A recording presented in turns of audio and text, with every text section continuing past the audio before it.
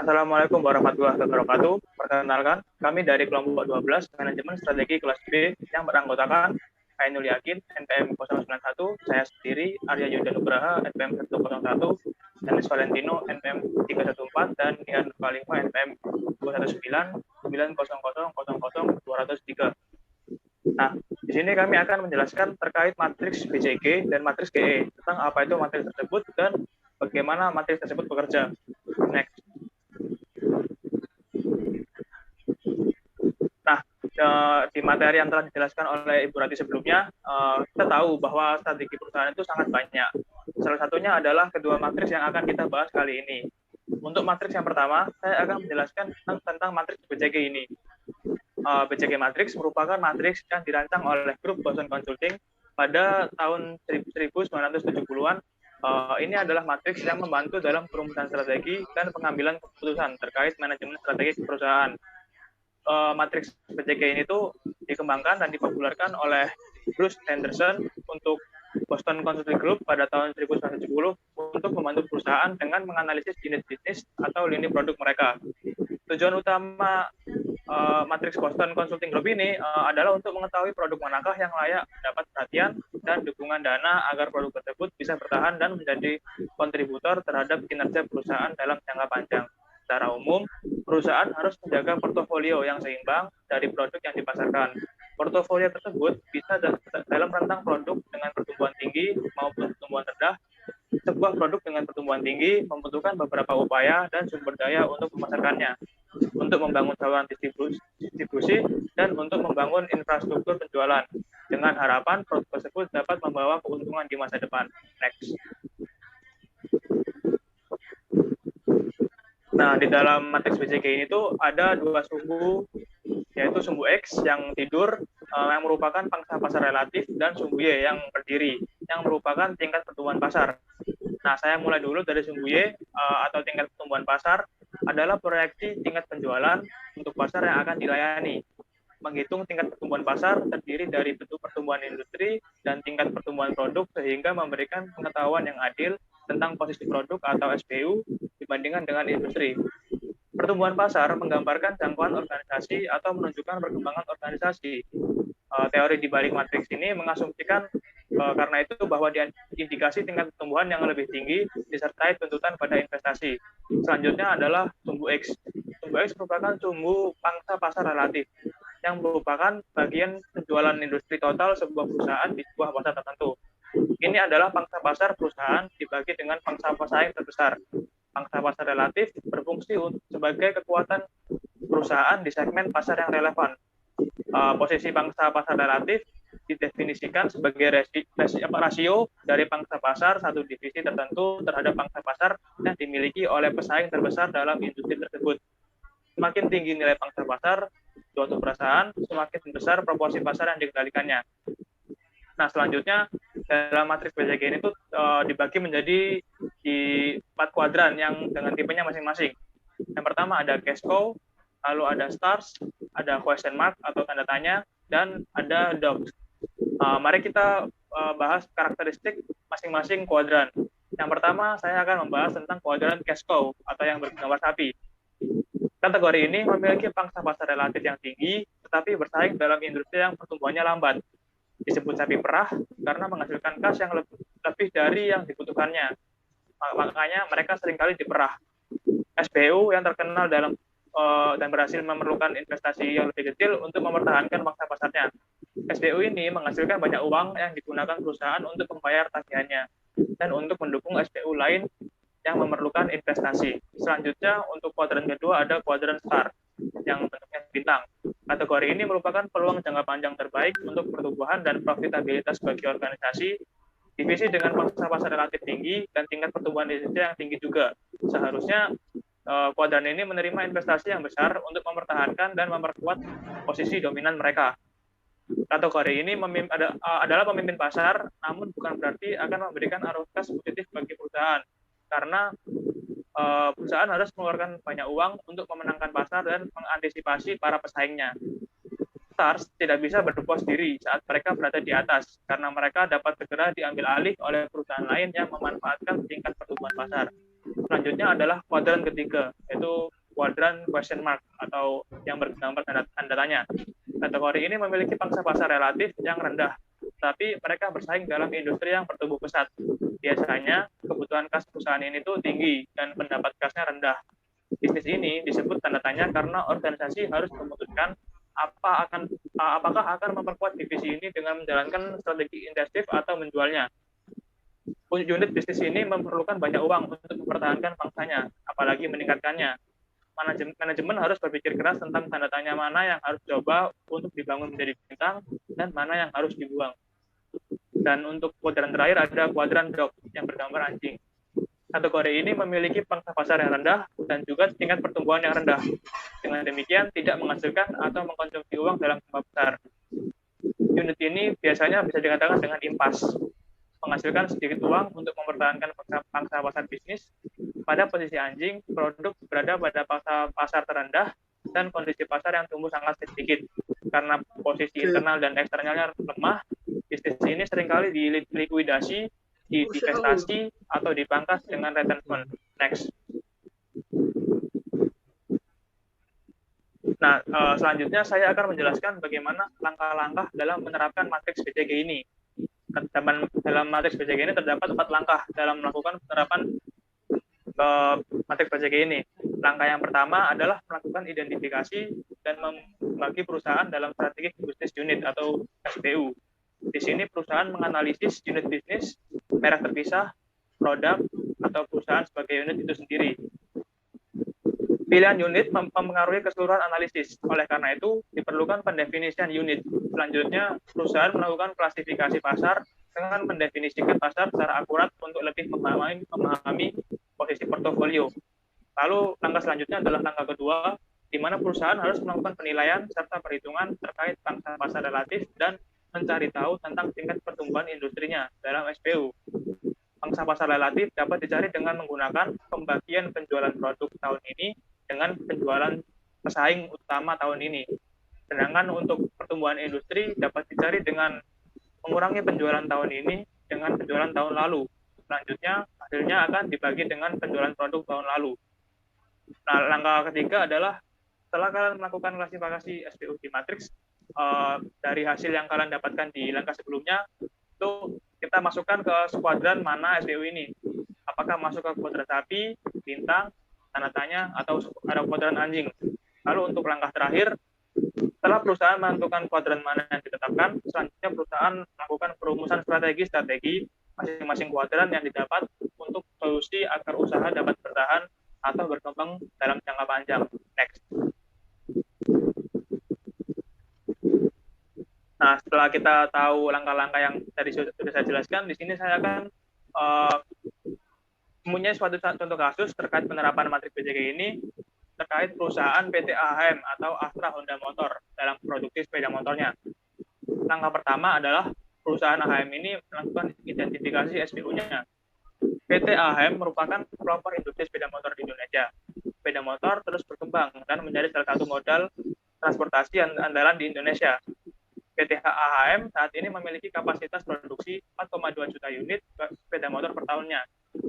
Untuk permintaan pasar sepeda motor di Indonesia yang terus meningkat, industri sepeda motor ini saat ini merupakan suatu industri yang besar di Indonesia.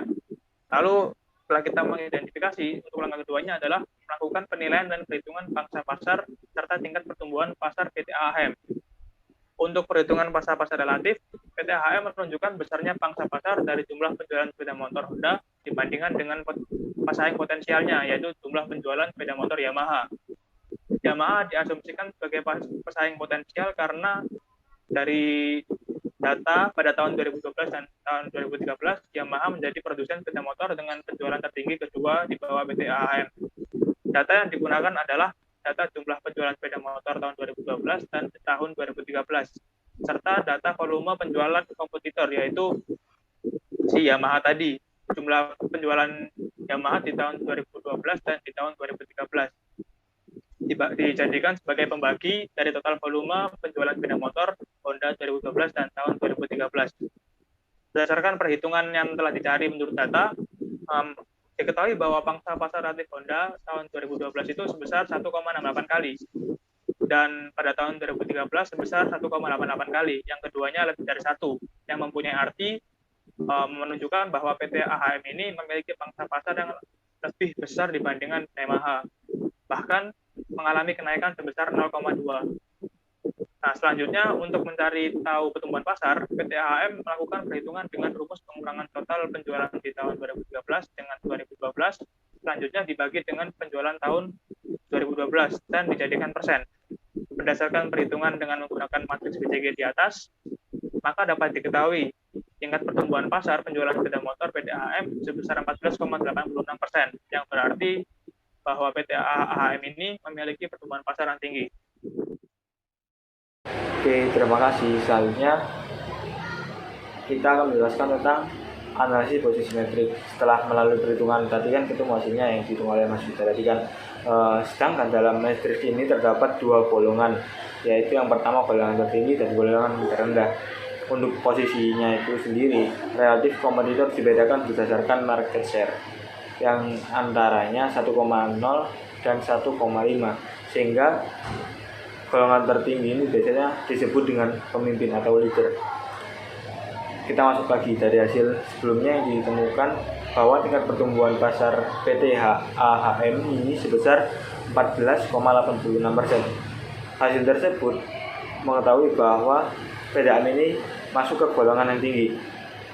Selanjutnya masuk pada perhitungan pangsa pasar PT AHM yang diketahui pada tahun 2012 ini mendapatkan sebesar 1,65%, sedangkan pada tahun 2013 PT AHM ini naik menjadi 1,88%. Dengan beberapa informasi tersebut, kita dapat menyimpulkan bahwa PT AHM ini menempati pada posisi bintang, yang berarti PT AHM ini memiliki tingkat pertumbuhan yang tinggi serta memiliki pangsa pasar yang tinggi juga sih, dikarenakan nilai relatifnya itu lebih dari 1 dari tahun 2012 sampai ke tahun 2013. Nah, untuk yang ke langkah yang keempat, kita menganalisis tentang strategi yang dilakukan oleh PT AHM ini kan.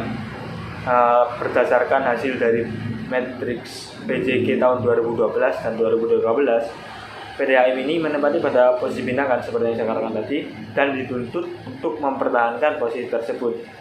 Dalam beberapa variabel-variabel yang dapat mempengaruhi pertumbuhan dari PT AHM ini ada 4. Yang pertama, adanya kualitas produk. Nah, dengan cara meningkatkan kualitas produk yang dimiliki serta meningkatkan inovasi yang terus-menerus, sehingga akan mendapat respon pasar yang semakin baik ke depannya. Untuk yang kedua, strategi yang dilakukan oleh PT AHM ini yaitu tidak penting juga dari kualitas produk sebelumnya, otomatis kan dengan pelayanan yang semakin membaik bagi pelanggan akan mendapatkan suatu kesan yang semakin nyaman dari pelanggan juga. Nah, yang ketiga, adanya komunikasi pemasaran. Nah, perusahaan ini akan terus-menerus untuk dituntut menjadikan komunikasi pemasaran ini menjadi lebih baik, sehingga menjadikan brand image ataupun citra merek yang dimiliki oleh PT AHM dari pandangan masyarakat itu semakin membaik. Yang keempat, dengan melakukan jaringan distribusi. Nah, kan kalau dalam PT AHM ini kan termasuk perusahaan yang besar kan. Untuk perusahaan yang besar ini akan sangat menentukan jika terus-menerus melakukan perluasan jaringan, seperti menambahkan dealer-dealer di kota-kota tertentu dan lain sebagainya. Selanjutnya, sebelumnya kan kita belum mengetahui bahwa strategi-strategi lain yang menjadi strategi umum pada matriks BCG ini. Yang pertama, adanya mengembangkan suatu produksi. Nah, pada strategi ini biasanya perusahaan dapat meningkatkan investasinya pada produk tersebut, sehingga dapat meningkatkan pangsa pasar yang dimiliki oleh perusahaan ini. Yang kedua, mempertahankan. Apa sih maksud dari mempertahankan ini? Yaitu pada strategi yang kedua, dari strategi yang pertama terus mungkin dibilang cukup beda sih, karena pada tahap mempertahankan ini perusahaan mendidik tidak dapat berinvestasi ataupun memiliki komitmen dikarenakan produk yang perusahaan ini berada pada kuadran yang sama. Yang ketiga itu strategi panen. Nah, pada strategi ini biasanya dapat digunakan oleh perusahaan saat mengamati dalam skenario cash flow. Nah, di mana si perusahaan ini mengurangi jumlah investasi yang mencoba untuk mengambil arus kas maksimum yang ada pada produk tersebut dan tujuannya untuk meningkatkan profitabilitas secara keseluruhan. Nah, untuk yang keempat, strategi umum ini masuk ke divestasi. Pada strategi ini biasanya paling baik untuk diamati dalam kasus produk kuadran dok yang pada umumnya itu perusahaan ini menginvestasikan agar melepas sejumlah uang yang sudah terjebak di dalam bisnis itu sendiri. Oke, selanjutnya kita masuk ke keuntungan atau kelebihan BCG Matrix. Yang pertama, dari keuntungan BCG Matrix ini, nah, dapat melihat suatu peluang. Dalam hal ini, memberikan cara tingkat tinggi untuk melihat suatu peluang di setiap produknya dalam portofolio perusahaan ini sendiri. Nah, yang kedua adanya itu bagaimana kita berpikir untuk mengalokasikan sumber daya yang terbatas ke portofolio sehingga keuntungannya ini bisa dimaksimalkan dalam jangka panjang dari sebuah perusahaan itu sendiri, ya kan. Yang ketiga itu menunjukkan jika portofolio perusahaan ini seimbang. Misalnya nih, jika perusahaan ini memiliki terlalu sedikit produk dalam portofolio, otomatis kan si produk ini kan dalam posisi bahaya. Karena apa? Karena menyimpan semua satu produk ini dalam satu keranjang atau dalam satu wadah. Nah, yang keempat ini BCG Matrix ini mungkin bisa dibilang sangat mudah dan sangat dimengerti saat menggunakannya dari perusahaan itu sendiri. Yang selanjutnya, kalau ada kelebihan pasti ada kekurangan kan, otomatis si kekurangan dari BCG Matrix ini yang pertama itu jeleknya pada tingkat pertumbuhan pasar ini bukanlah ukuran yang akurat dari daya tarik pasar terhadap bisnis perusahaan ini sendiri. Nah, selain itu, yang kedua adanya pangsa pasar yang mungkin tidak dapat memprediksikan seberapa banyak uang yang dihasilkan oleh perusahaan dalam satu produk ini sendiri. Misalkan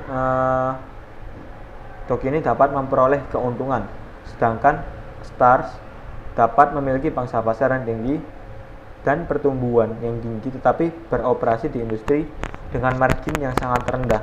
Nah, oleh karena itu tidak pernah menguntungkan secara khusus dalam satu produk itu sendiri. Selanjutnya itu adanya BCG Matrix ini tidak memperhitungkan dari faktor eksternal. Padahal kan faktor lingkungan itu kan termasuk faktor eksternal kan. Faktor-faktor tersebut itu mencakup seperti munculnya teknologi baru, terus adanya pendapatan dari masyarakat, terus potensi perubahan-perubahan dalam undang-undang perpajakan, serta yang digunakan untuk menganalisis faktor eksternal yang dapat digunakan untuk analisis PST. Nah, yang keempat atau yang terakhir ini biasanya digunakan hanya untuk sebuah gambaran dari situasi saat ini dan tidak melihat adanya situasi untuk masa depan, sehingga kita tidak bisa memprediksi masa depan pada produk kita dengan menggunakan BCG Matrix ini sendiri. Seperti itu. GE Matrix GE atau Matrix General Electric adalah modifikasi dari matriks BCG yang dikembangkan oleh McKinsey dan General Electric itu. Matriks GE atau yang dikenal GE Matrix General Electric Model adalah matriks perencanaan bisnis. Nah, model ini terinspirasi dari lampu lalu lintas yang ada di persimpangan, yang berarti hijau itu pergi atau jalan, yang kuning itu hati-hati, dan yang merah adalah berhenti. Nah, itu ada GE Matrix yang ada tabelnya itu ya, matriks GE ya tabelnya, yang berarti ada dua sumbu X dan Y dengan dimensi utama, yaitu yang pertama dimensi Y, yaitu daya tarik industri yang ke atas, sedangkan yang horizontal itu ada kekuatan bisnis. Nah, di sini juga GE memberikan 3 kriteria, yaitu ada tinggi, sedang, dan rendah. Daya tarik industri. Daya tarik industri semakin kuat daya tariknya, semakin menguntungkan. Nah, penilaian ini itu bersifat subjektif. Nah, terdapat faktor-faktor yang dapat membantu menentukan daya tarik industri itu sendiri. Yang pertama ada ukuran industri atau pasar. Dua, ada pertumbuhan pasar atau industri. Yang ketiga ada profitabilitas pasar atau industri juga. Ada tren harga, ada intensitas kompetisi, ada resiko dan pengembalian keseluruhan dalam industri. Ya, itu ada peluang untuk membedakan produk dan layanan.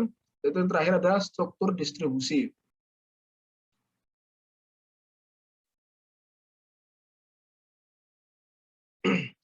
Itu ada kekuatan bisnis. Pada dasarnya kekuatan bisnis ini melihat kekuatan dan kelemahan bisnis di berbagai bidang ya. Ini termasuk posisinya dalam kaitannya dalam pesaingnya yang ada di itu ya. Dan kemampuan bisnis perusahaan untuk menangani penelitian produk, pengembangan produk, dan produksi akhir produk. Dan ini juga mempertimbangkan seberapa baik manajemen memanfaatkan sumber daya perusahaannya. Di sini juga ada faktor-faktor yang dapat membantu menentukan kekuatan bisnis. Yang pertama ada total pangsa pasar. Yang kedua ada pertumbuhan pangsa pasar dibandingkan dengan saingannya atau pesaing. Yang ketiga ada kekuatan merek. Yang keempat ada profitabilitas perusahaan. Yang kelima ada kesetiaan pelanggan. Yang keenam ada sumber daya atau kemampuan vario. Yang ketujuh ada kekuatan bisnis dalam memenuhi faktor penentu keberhasilan industri. Yang kedelapan ada kekuatan rantai nilai dengan menggunakan analisis rantai nilai dan benchmarking. Yang kesembilan ada tingkat diferensiasi produk. Yang kesepuluh ada fleksibilitas produksi. Ada keuntungan dan kerugian dari GE Matrix itu sendiri ya. Dalam keuntungan GE Matrix itu sendiri terdapat yang pertama membantu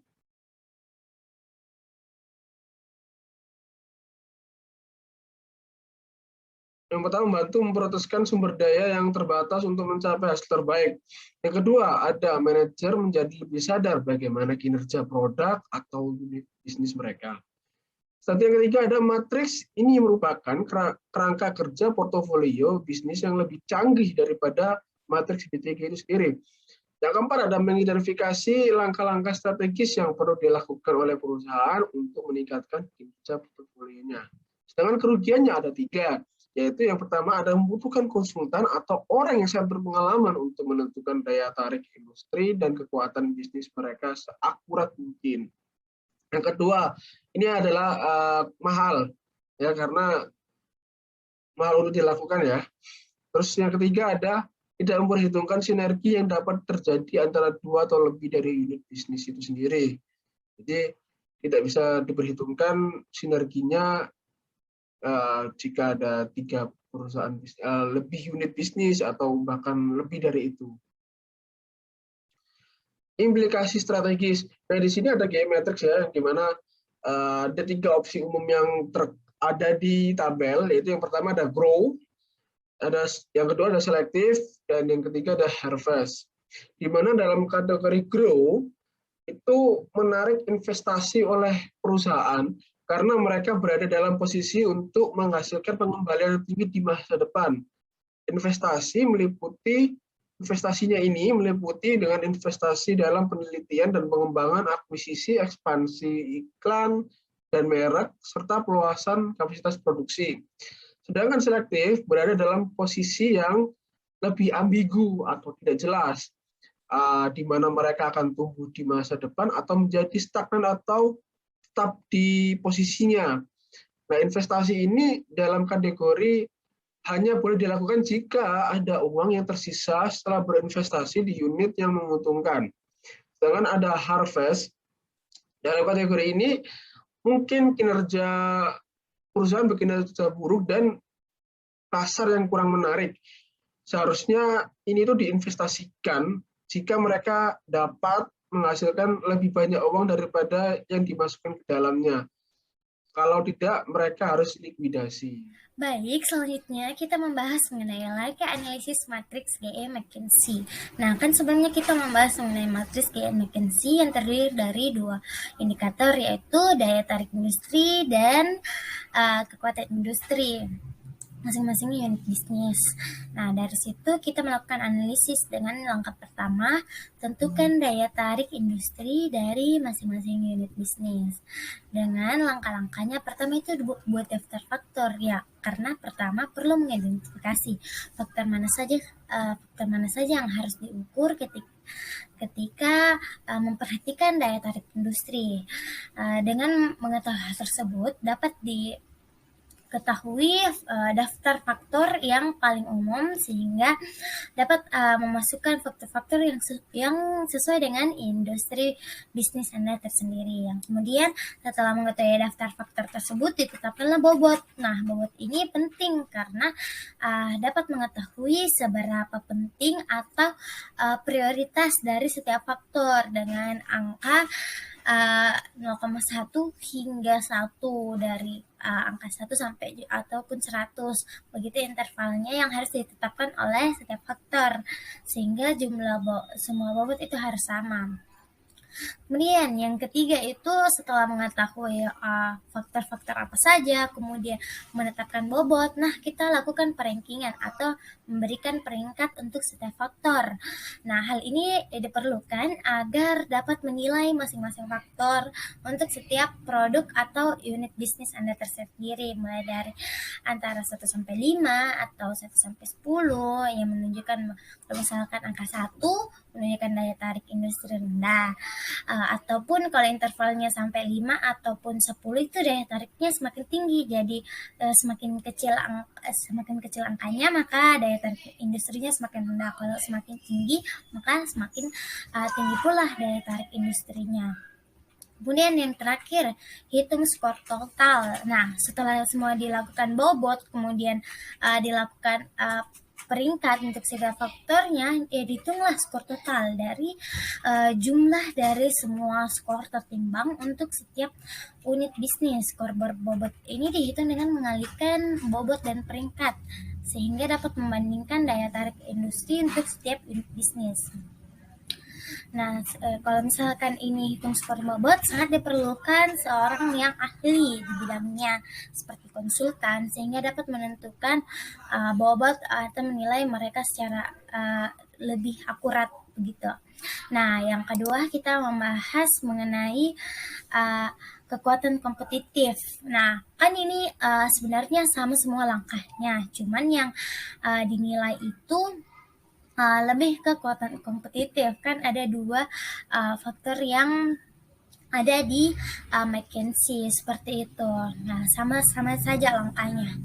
Nah, yang dilihat lagi sudah itu mengetahui ternyata sudah ada faktor yang tadi daya tarik industri dan juga kompetitif. Nah, sudah itu digabungkan di plot bisnis pada matriks. Nah, setiap ini dilakukan unit matriks dengan yang dipresentasikan itu dalam bentuk lingkaran seperti dilihat pada gambar berikut. Ini lingkaran disesuaikan dengan proporsi pendapatan bisnis yang dihasilkan oleh setiap unit. Nah, misalkan pertama, unit bisnis pertama itu menghasilkan 20% pendapatan, sedangkan unit bisnis kedua itu 40% pendapatan dari perusahaan. Jadi ukuran lingkaran untuk unit bisnis pertama berukuran setengah lingkaran dari unit bisnis kedua. Nah, dapat dilihat dari matriks ini ada yang kecil, ada yang besar, karena dilihat tadi sebelumnya daya tarik industrinya dan kekuatan kompetitifnya. Ini ada juga rentangnya, kan dinilai dari matriksnya seperti itu.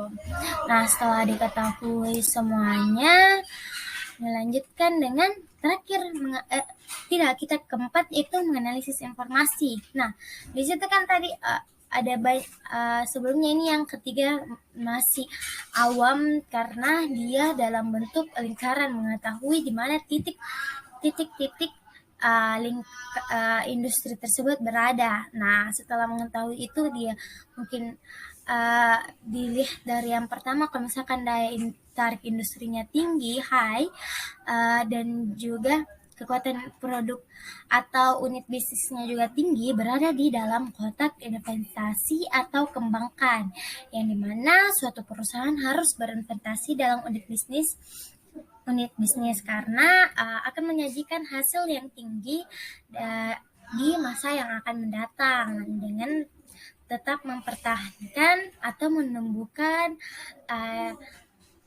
pasar mereka, sehingga sangat penting untuk melakukan investasi yang disediakan pada bidang research and development, periklanan, akuisisi agar meningkatkan kapasitas produksi dalam memenuhi permintaan pasar di masa yang akan datang. Terus kemudian, nah tadi juga ada kalau misalkan dia daya tarik industrinya sedang atau medium, dan juga kekuatan produk atau unit bisnisnya itu juga sedang atau medium itu, maka berada di kotak pemilihan atau penghasilan, sehingga sangat penting untuk melakukan investasi juga, tapi perlu untuk menyisakan uang dalam mengembangkan industri di masa kini dan juga masa depan, sehingga karena ini berada di tahap tengah-tengah, sehingga ada banyak ketidakpastian di tengah-tengahnya ini, sehingga perlu untuk terus berinvestasi tapi juga main aman di pasar, sehingga perlu untuk menargetkan yang lebih besar agar berpindah ke kotak selanjutnya, di kotak investasi. Kemudian yang terakhir, kotak terakhir itu kotak yang berada di kekuatan produk atau unit bisnisnya itu low dan daya tarik industrinya juga low, sehingga berada di kotak divestasi atau panen. Nah, yang dimana setiap bisnis perlu untuk melakukan industri karena tidak menarik dan tidak mempunyai keunggulan kompetitif yang berkelanjutan, sehingga perlu untuk mengembangkan karena ini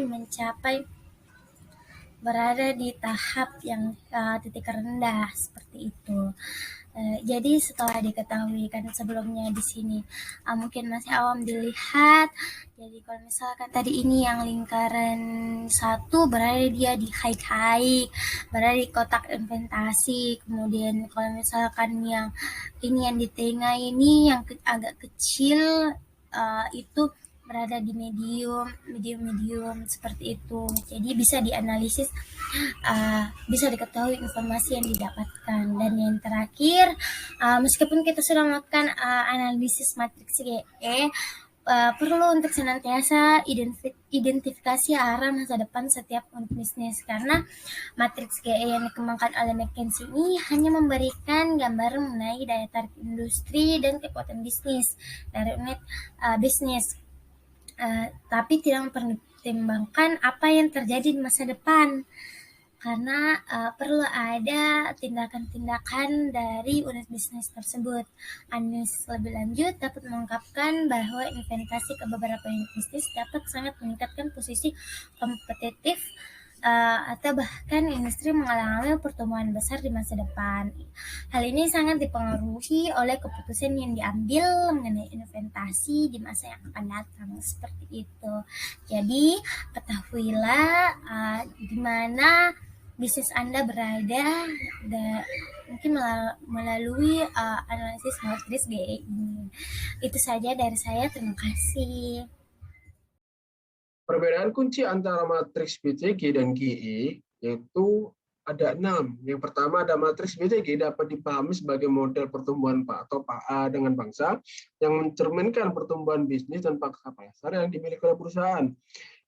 sedangkan matriks GE itu sebagai matriks portofolio multifaktor yang dimana digunakan bisnis dalam membuat strategis untuk lini produk atau unit bisnis yang berdasarkan posisi mereka di grid-nya. Yang kedua ada matriks BCG yang lebih sederhana dibandingkan matriks GE, nah di mana matriks BCG itu ada 4 sel atau 4 kolom, sedangkan matriks GE itu ada 9 sel atau 9 kolom. Setelah itu sama-sama memiliki dua dimensi utama. Yang pertama ada pertumbuhan pasar dan pangsa pasar, sebaliknya daya tarik industri dan kekuatan bisnis. Sama-sama memiliki dua, tetapi memiliki berbeda dua faktor. Jadi yang BCG itu mempunyai pertumbuhan pasar, fokus di pada pertumbuhan pasar dan pangsa pasar, sedangkan di GE pada di daya tarik industri atau daya tarik pasar dengan kekuatan unit bisnis atau kekuatan bisnis.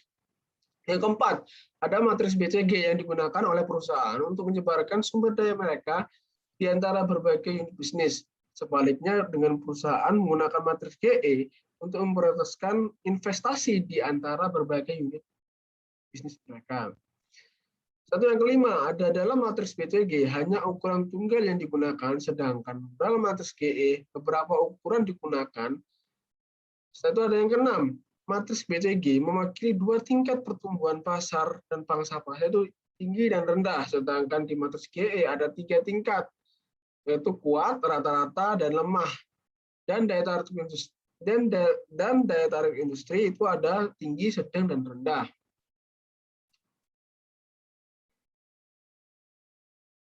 Terima kasih.